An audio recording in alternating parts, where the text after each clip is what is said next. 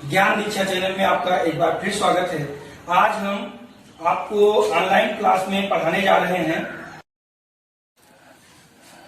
ज्ञान दीक्षा चैनल में आपका स्वागत है। मैं हूं मनोज वर्मा।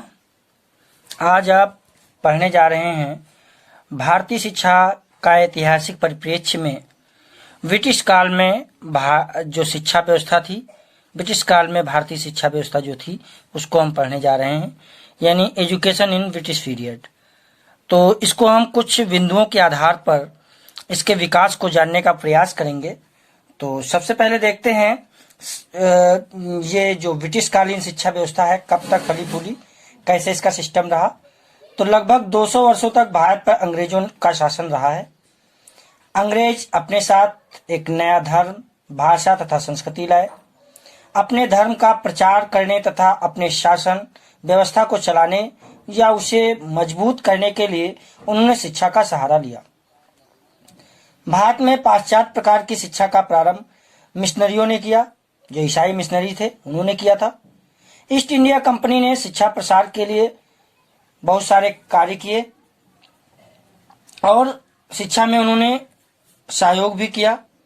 सन 1813 के आज्ञा पत्र के साथ भारतीय शिक्षा के क्षेत्र में ब्रिटिश युग का प्रारंभ माना जाता है। यानी जो 1813 का आज्ञा पत्र है उससे हम ब्रिटिश शिक्षा के क्षेत्र में जो है इस युग को मानना प्रारंभ करते हैं। 1947 में भारत आजाद हो गया, ब्रिटिश शासन की समाप्ति हो गई। 134 वर्ष के इस लंबे शासन के दौरान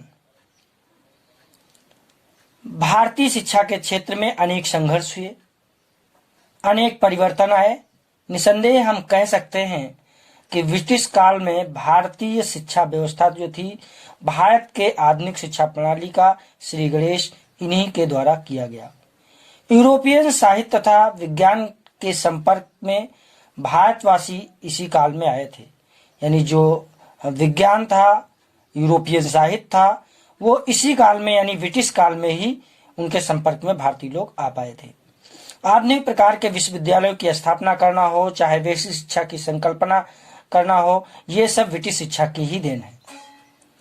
ब्रिटिश कालीन भारतीय शिक्षा की प्रकृति को भली भांति समझने के लिए हम अब स्टेप बाय स्टेप आगे और बढ़ेंगे। तो सबसे पहले देखा जाए, जो प्रारंभ में मिशनरियों के द्वारा धर्म प्रचार करने का प्रयास किया गया, उसके फलस्वरूप शिक्षा को धीरे धीरे प्रारंभ किया गया। 1757 में बंगाल विजय के उपरांत धीरे धीरे भारतवर्ष पर ईस्ट इंडिया कंपनी का शासन हो गया था। ईस्ट इंडिया कंपनी मूलतः एक व्यापारिक संस्था थी, यानी कोई शासन करने के लिए नहीं आई थी। एक व्यापारिक संस्था थी जिसका मुख्य उद्देश्य था धन अर्जन करना, परंतु बाद में उसने अपने व्यापारिक उद्देश्य के लिए शिक्षा प्रसार में रुचि दिखाई। कैरे, वार्ड था, मार्समैन, जिन्हें सीरापुरम त्रिमूर्ति कहा जाता है, यानी जो कैरे हैं हिंदू धर्म और मुस्लिम धर्म की आलोचना करने वाली पुस्तिका का जो है ईसाई धर्म प्रचार के लिए इनका जो है पुस्तिका का प्रचार प्रसार करते थे। सीरापुरम जो था सीरापुर बंगाल में, तो सीरापुर बंगाल के त्रिमूर्ति कहलाने वाले लोग जो हैं इनमें कैरे, वार्ड और मार्समैन, जिन्हें श्रीरामपुर त्रिमूर्ति कहा जाता है, क्योंकि श्रीरामपुर बंगाल में ईसाई धर्म के प्रचार प्रसार तथा हिंदू और मुस्लिम की आलोचना करने वाली एक पुस्तिका का प्रकाशन तथा वितरण किया गया था। चार्ल्स ग्रांट ने सन 1792 में एक पंचसूत्री योजना प्रस्तुत की थी, जिससे भारत में विद्यालयों की स्थापना करना, अंग्रेजी माध्यम से शिक्षा प्रदान करना, अंग्रेजी साहित्य की शिक्षा, पाश्चात्य ज्ञान और विज्ञान का प्रसार करना तथा ईसाई धर्म के प्रचार की आवश्यकता पर इन्होंने बल दिया था। ये 5 चीजें इन्होंने पंचसूत्री कार्यक्रम को बनाया था। ब्रिटिश संसद के द्वारा पारित किए गए सन 1813 1813 के आज्ञा पत्र में भारत में शिक्षा के ऊपर कम से कम 1 लाख रुपए व्यय करने का आदेश ईस्ट इंडिया कंपनी जो थी उसको दिया गया था।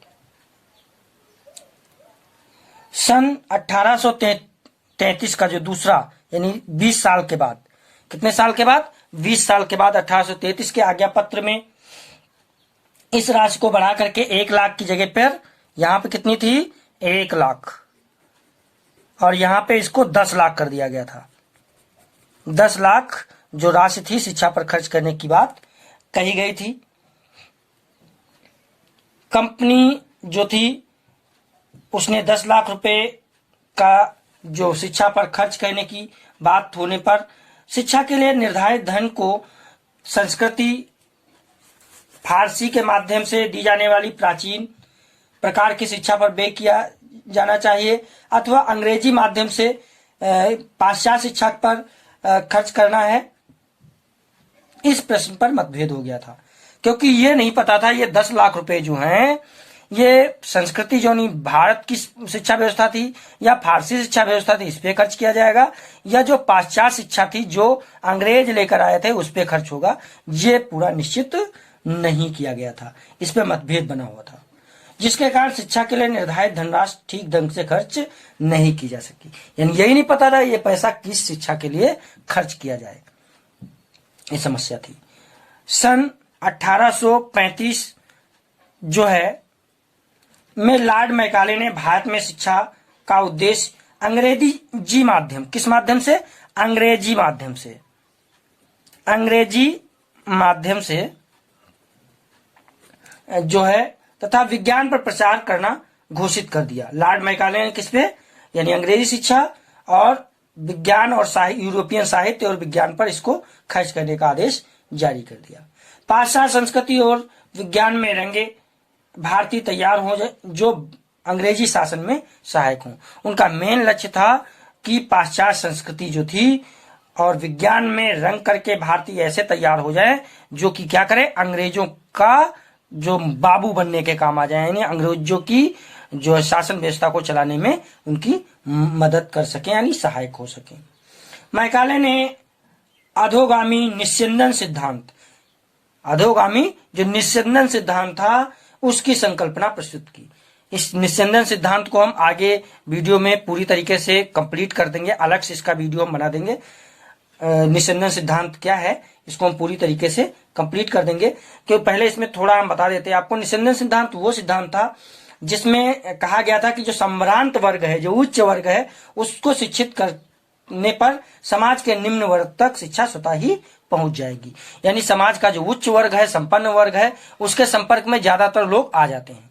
तो यानी उच्च वर्ग को अगर शिक्षित कर दिया जाएगा, यानी कम लोगों को शिक्षित करके उनसे धीरे धीरे छन छन करके वो शिक्षा नीचे तक पहुंच जाएगी। यानी इसको छिनाई का सिद्धांत भी कहते हैं। अधोगामी निस्यंदन सिद्धांत को छनाई का सिद्धांत भी कहा जाता है। अगला है 1854 का वुड घोषणा पत्र। वुड घोषणा पत्र में तत्कालीन शिक्षा व्यवस्था के पुनरीक्षण तथा भावी शैक्षिक पुनर्निर्माण के लिए नीति को प्रस्तुत किया गया, जिसमें जनसाधारण के लिए शिक्षा व्यवस्था करने, छोटी कक्षाओं में प्रांतीय भाषाओं को शिक्षा का माध्यम बनाने तथा अध्यापकों को प्रशिक्षण जैसे व्यवस्था करने को प्रारंभ करने की बात कही गई। इसके साथ साथ विश्वविद्यालयों की स्थापना की भी बात इसमें कही गई थी। किसमें कही गई थी? वुड घोषणा पत्र में, जो 1854 में हुआ है। इस वुड घोषणा पत्र को भी हम अगले वीडियो में पूरा अलग वीडियो बना देंगे। वुड डिस्पैच जिसको कहते हैं, वुड घोषणा पत्र जो है, इसको हम पूरा वीडियो बना करके, इसके लिए आप हमारे आने वाले वीडियो के लिए आप हमारे चैनल में नीचे दिया गया जो सब्सक्राइब है बटन है उसको दबा दें, उसके बगल में घंटी की जो बनी हुई है उसको दबाएंगे तो ऊपर लिख के आता है ऑल, तो ऑल वाले पर आप क्लिक कर देंगे ताकि आने वाले सारे वीडियो आप तक पहुंचते रहेंगे। तो ये जो था विश्वविद्यालयों की स्थापना की बात कहने के साथ साथ 1882 में जो हंटर आयोग बना है, कौन सा आयोग बना है? हंटर आयोग जो गठित किया गया, इसमें देशी शिक्षा को प्रोत्साहन देने, किस शिक्षा को? देश की जो भारतीय शिक्षा पद्धति थी उसको बढ़ाने तथा प्राथमिक शिक्षा के विस्तार और नारी शिक्षा को प्रोत्साहन देने के साथ साथ शिक्षा का उत्तरदायित्व व्यक्तिगत संस्थाओं को सौंपने तथा उन्हें उदारता पूर्वक सहायता और अनुदान देने की अनुशंसा की गई थी। यानी इसमें ये जो हंटर आयोग था, इसमें नारी शिक्षा को यानी महिला शिक्षा को भी प्राथमिकता देने की बात कही गई, प्राथमिक शिक्षा को प्रोत्साहन देने की बात कही गई और देशी शिक्षा को प्रोत्साहन देने की बात कही गई थी। साथ साथ जो प्राइवेट संस्थाएं थी उनको अनुदान देने की भी बात, ग्रांट देने की बात कही गई थी। एड जिसको कहते हैं, ग्रांट इन एड की अनुशंसा प्रदान की गई। इसके बाद में जो है लॉर्ड कर्जन ने 20वीं शताब्दी में शिक्षा प्रारंभ जो है शिक्षा में गुणात्मक वृद्धि के लिए एक जो है नारा बुलंद किया। देखा जाए उसने उच्च शिक्षा पर सरकारी नियंत्रण को बढ़ा दिया था। जो उच्च शिक्षा थी उस पर सरकारी नियंत्रण बढ़ा दिया गया। 1902 में भारतीय विश्वविद्यालय आयोग जो था उसकी का गठन जो है रैले की अध्यक्षता में किया गया। किसकी अध्यक्षता में किया गया? रैले की अध्यक्षता में जो है भारतीय विश्वविद्यालय आयोग ने सीनेट व सिंडिकेटों का पुनर्गठन करने, विश्वविद्यालयों में शिक्षण कार्य प्रारंभ करने तथा छात्रों को छात्रवृत्ति देने का सुझाव दिए गए। यानी जो भारतीय विश्वविद्यालय आयोग था ये रैले की अध्यक्षता में 1902 में बनाया गया, जिसमें सीधे सीधे कहा गया कि ये जो छात्रवृत्ति योजना वगैरह जो है उसमें उन्होंने अपनी बात कही। इसके साथ साथ जो है अगला 1904 में भारतीय विश्वविद्यालय अधिनियम पारित किया गया।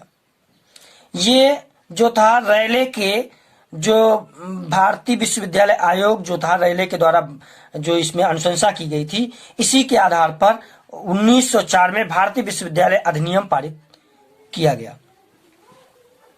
यानी भारतीय जो है विश्वविद्यालय अधिनियम पारित किया गया।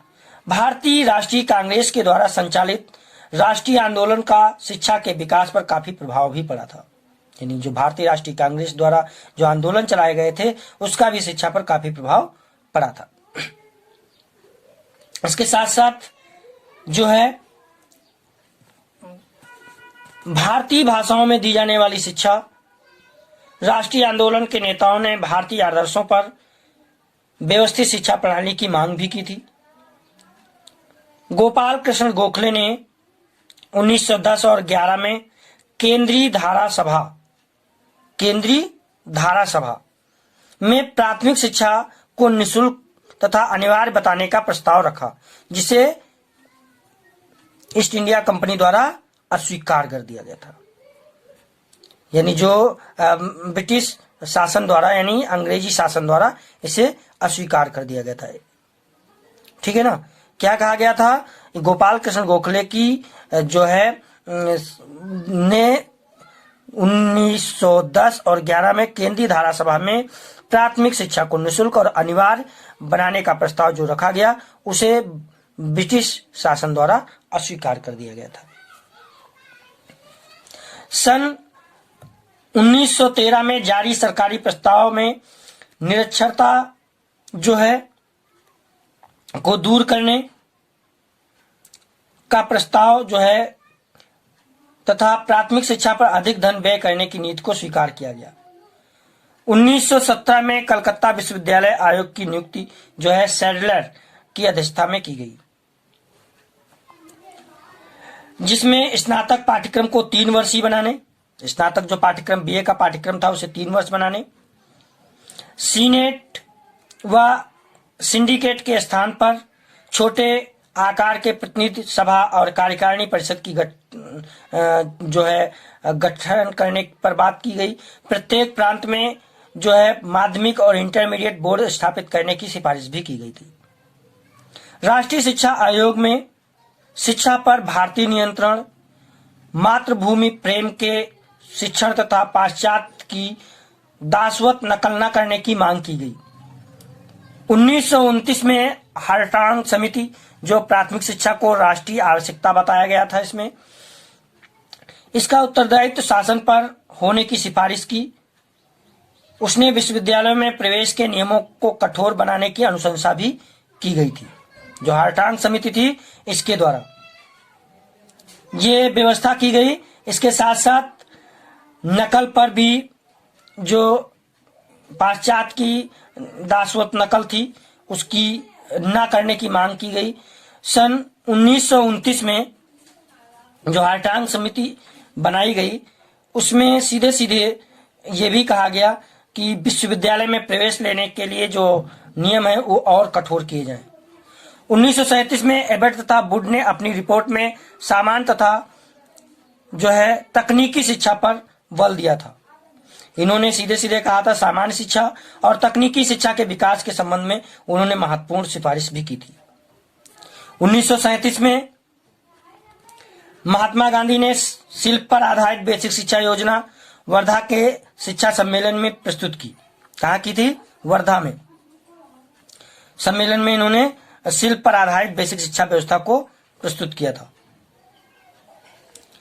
बेसिक शिक्षा की विस्तृत रूपरेखा तैयार करने के लिए जाकिर हुसैन समिति को गठित किया गया था। केंद्रीय शिक्षा सलाहकार बोर्ड ने बेसिक शिक्षा योजना पर विचार करने के लिए सन 1938 में तथा 1940 में बीजी खैर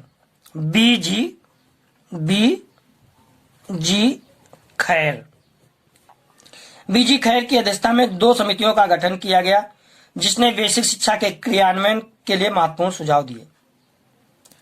द्वितीय विश्व युद्ध के बाद जो द्वितीय विश्व युद्ध हुआ है उसके बाद की परिस्थितियों के अनुरूप शैक्षिक पुनर्निर्माण करने के लिए 1944 में केंद्रीय शिक्षा सलाहकार बोर्ड ने जो शैक्षिक योजना तैयार की उसे सार्जेंट योजना के नाम से जाना जाता है। किसके नाम से जाना जाता है? सार्जेंट योजना।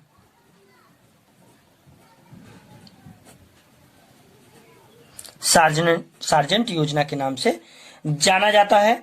यह पूर्व प्राथमिक, बेसिक शिक्षा, हाई स्कूल शिक्षा, विश्वविद्यालयी शिक्षा, तकनीकी व व्यावसायिक शिक्षा तथा प्रौढ़ शिक्षा एवं अध्यापक प्रशिक्षण के लिए जो है व्यवस्था 40 वर्ष की अवधि की एक अत्यंत महत्वपूर्ण जो है महत्वाकांक्षी योजना को तैयार किया गया था।